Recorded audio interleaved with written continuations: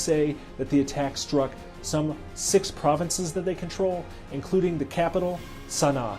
In Sana'a, there was footage from people online that showed fireballs shooting up in the sky and smoke rising over the horizon, the sound of explosions echoing off the hills there.